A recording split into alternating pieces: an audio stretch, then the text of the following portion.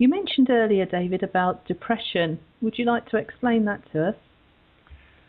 Yeah, I've had depression for a lot of years. It comes, it goes. I make a joke that there's a knack to being depressed successfully. You just have to learn that a lot of the symptomatic thoughts that you have are false.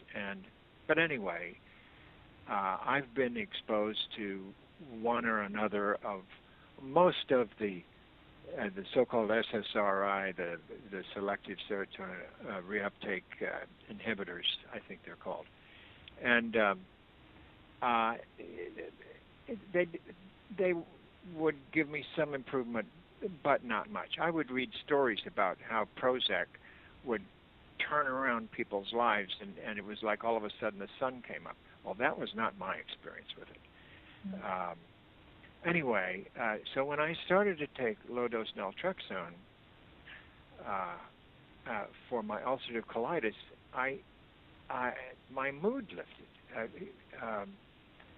I'm just used to living with depression, but my mood lifted. I mean, it was none of the antidepressants that ever helped me, like low-dose Naltrexone, was impacting my depression. And I would wake up in the morning. Now, I wasn't quite waking up singing, but I was waking up in the morning in a damn good mood. And my wife, Cheryl, was getting her fill of it in a way. I mean, it was impossible. She also has depression. And it was hard for her to deal with somebody that would wake up, within this bright attitude.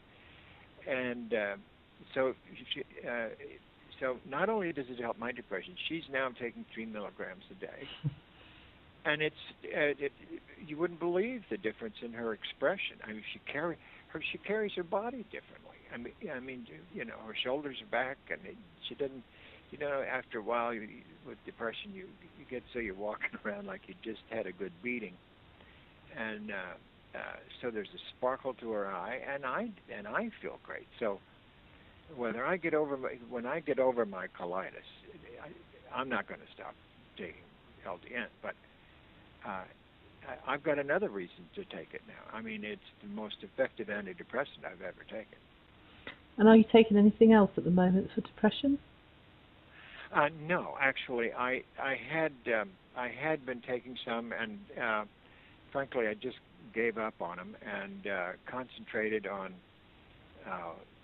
cognitive therapy, just being careful of the ways, watching out the ways I would think, the thought patterns I would allow myself. Dealing with depression requires a certain amount of discipline, so you don't. When you think you're the worst person in the world and totally without value, that sets off a bell, and you begin to see that no, that's a symptom. That's not the truth. That's just a symptom of being depressed. And so you can